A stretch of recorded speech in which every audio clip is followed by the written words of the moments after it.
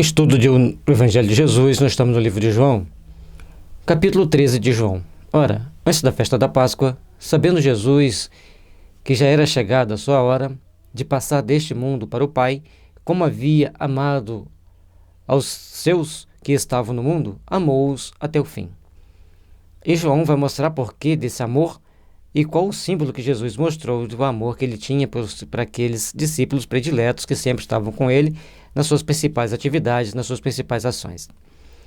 É importante a gente entender que a mensagem de Jesus é toda rica desse sentimento de amor uns pelos outros, de respeito, e ele sempre mostrando que ele amava muitas pessoas indistintamente, principalmente os seus discípulos.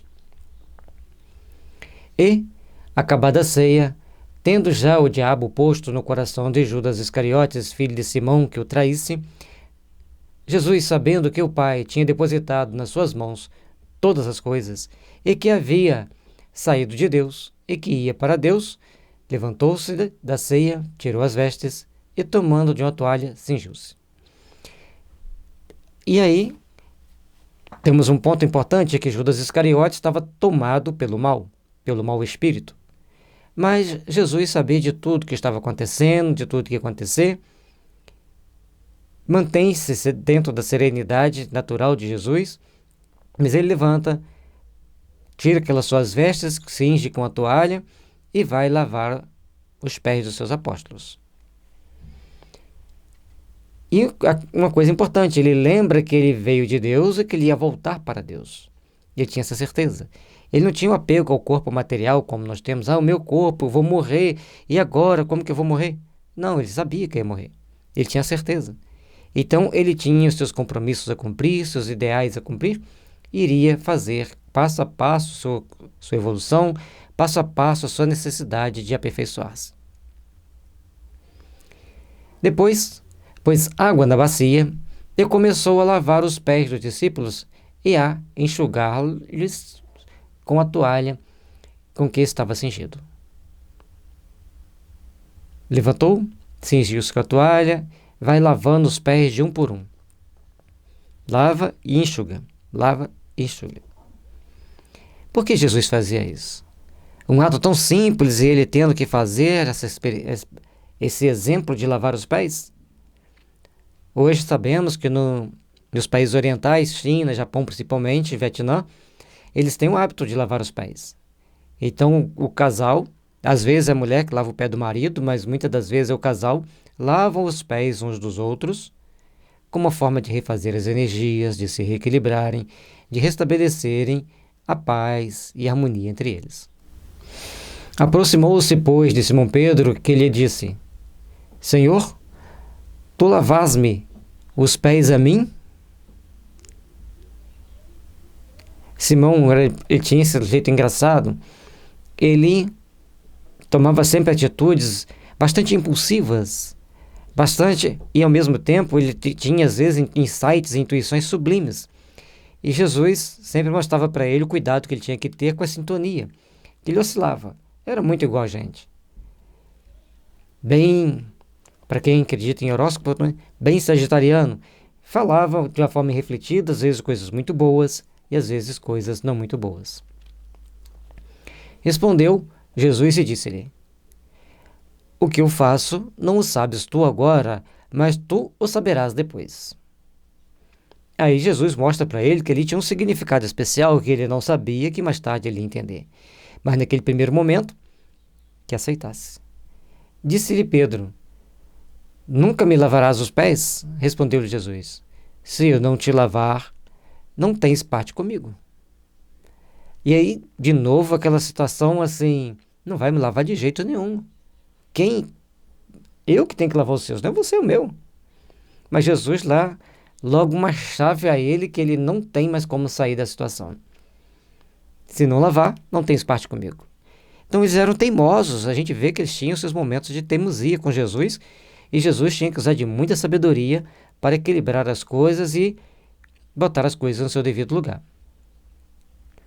Então, primeiro ele fala que não ia lavar os pés, aí Jesus fala que ele não sabe por quê, e aí, ao dizer que ia lavar, se não deixasse lavar, não ia ter parte com ele, é o que ele diz: Disse-lhe Simão Pedro: Senhor, não só os meus pés, mas também as mãos e a cabeça. A partir do momento que Jesus dá um motivo bem especial para ele e importante, ele cede imediatamente e pede a Jesus que lavasse também os pés e a cabeça dele. Disse-lhe Jesus: aquele que está lavado não necessita de lavar senão os pés, pois no mais todo está limpo. Ora, vós está limpos, mas não todos. Ali, quando Simão então pede para lavar as mãos e a cabeça também, Jesus mostra que era para lavar só os pés, que todos estavam limpos, mas nem todos. Bastava lavar os pés. Lavar aquele contato que nós temos com a terra, aquele nosso terra-terra deveria ser limpo. Então, a partir daquele momento, já deveríamos nos desprender das coisas materiais. Aqueles discípulos, a partir daquele momento, começam então a entender que era mais importante as coisas espirituais do que as materiais. Portanto, bastava lavar apenas os pés para tirar os últimos resquícios de materialidade. Porque bem sabia que ele, quem o havia de trair, por isso disse: nem todos estáis limpos. Referindo-nos a Judas, coitado, que não conseguia entender naquele momento devido à sua sintonia. Entendendo hoje, de acordo com a doutrina espírita, nós vemos que provavelmente Judas, apesar de um espírito muito evoluído, de muita luz, que nós devemos a ele muito respeito, mas ele tinha convivido com certos adversários do Cristo e criado amizade com eles. E ainda não havia se livrado de toda aquela sintonia, o que acontece com a maioria de nós. Então, não estava de todo limpo. Precisava de fazer alguns exercícios maiores, de mais dedicação. Depois que lhes lavou os pés e tomou as suas vestes e se assentou outra vez à mesa, disse-lhes: termina de lavar os pés de todos, veste as suas roupas normalmente e volta para a mesa. Entendeis o que vos tenho feito? Nenhum de nós vamos entender plenamente porque Jesus, o mestre, iria lavar os pés dos discípulos, por que isso? Vós me chamais mestre e senhor e dizeis bem, porque eu o sou. Então ele coloca para os discípulos que eles os respeitavam, o chamavam de mestre, de senhor, e ele era realmente, então ele estava acima deles. Mas,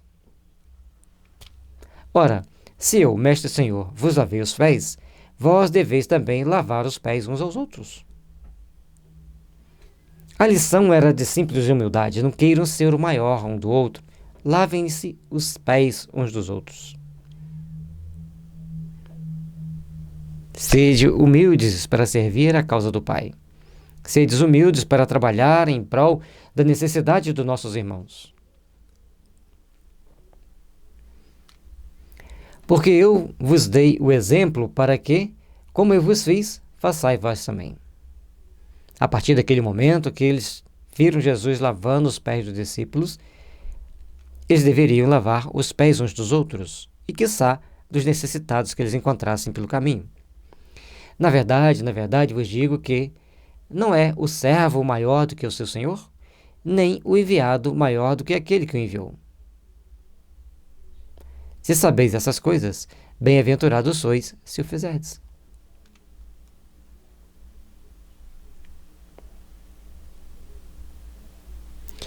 Todos nós temos as nossas graduações. E aqui ele não fez uma interrogação. Está afirmando. Não é o servo maior do que o seu senhor. São iguais. Todos nós somos filhos de Deus. E nem o enviado maior do que aquele que o enviou.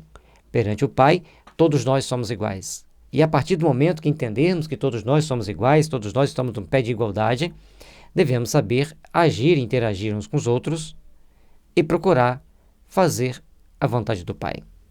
Procurar fazer o bem possível uns aos outros, ajudarmos-nos mutuamente, porque precisamos de ser mais justos, porque precisamos de ser melhores, precisamos de ser mais amigos. Trabalhemos, pois, pelo nosso aperfeiçoamento. Trabalhemos, pois, por nos tornarmos pessoas melhores. Trabalhemos, pois, por aperfeiçoar os nossos sentimentos e as nossas atitudes. Não falo de todos vós, eu bem sei, os que tenho escolhido, mas para que se cumpra a Escritura. O que come o pão comigo, levantou contra mim seu calcanhar.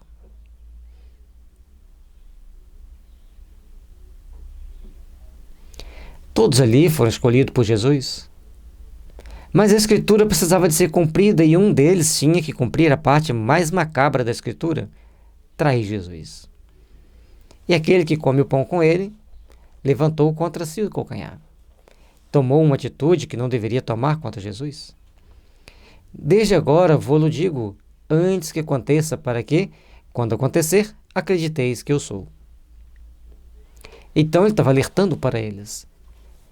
Eu sei que alguém aqui vai me trair, alguém aqui vai me entregar, alguém aqui não está entendendo a minha tarefa, a minha missão. Mas eu quero que vocês saibam que eu sou.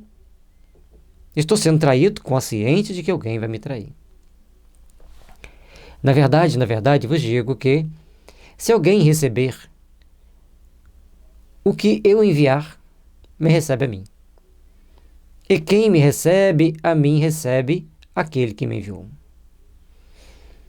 Então, a partir daquele momento, todos deveriam procurar trabalhar entendendo a lição do Cristo, entendendo a lição de amor e de solidariedade, entendendo e compreendendo a importância desse amor, dessa solidariedade nos corações humanos, fazendo valer o sentimento de amor uns pelos outros. Entendendo essa parte, compreendendo a noção de amor e de paz, nós vamos procurar então crescer e nos aperfeiçoar. E tendo dito isso, turbou-se em espírito e afirmou dizendo: na verdade vos digo que um de vós me há de trair.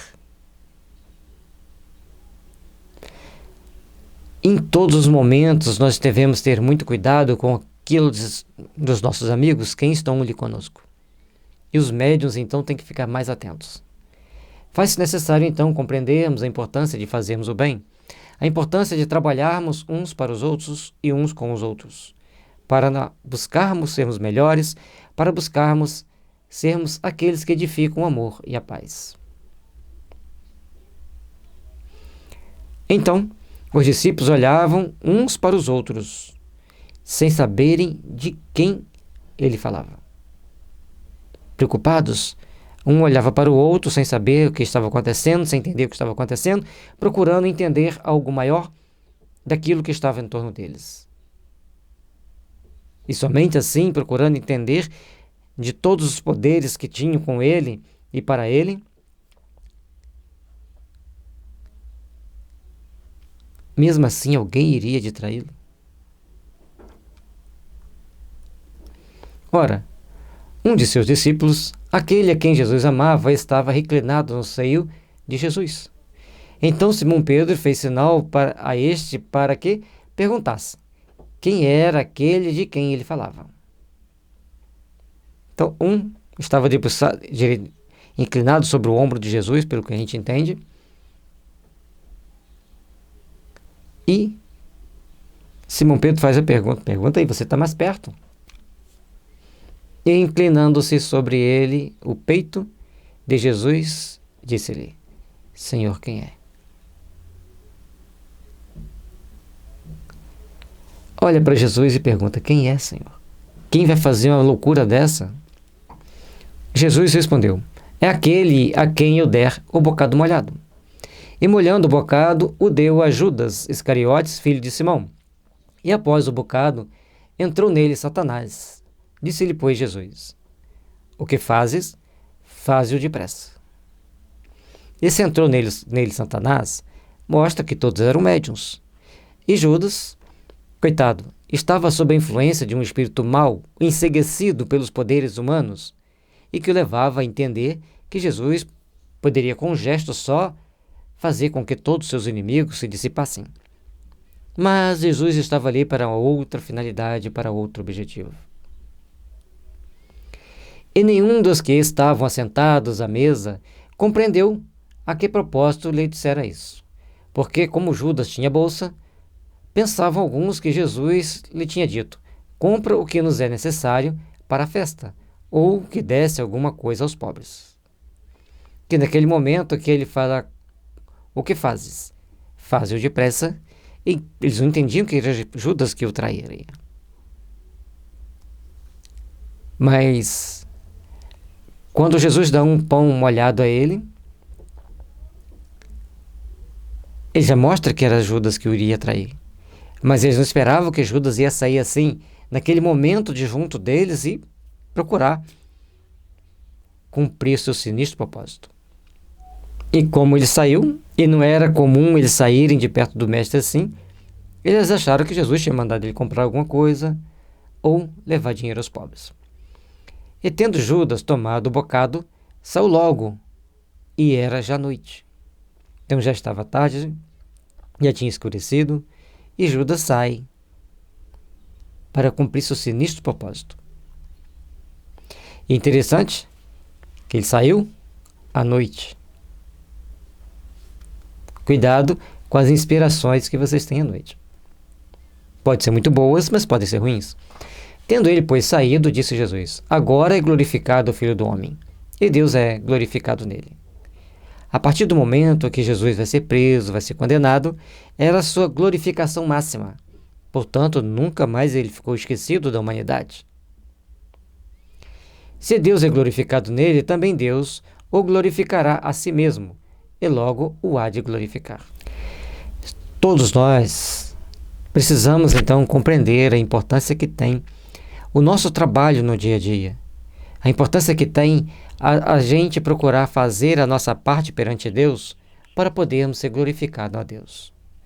Todos os instantes da nossa vida somos convidados a fazer as nossas reflexões.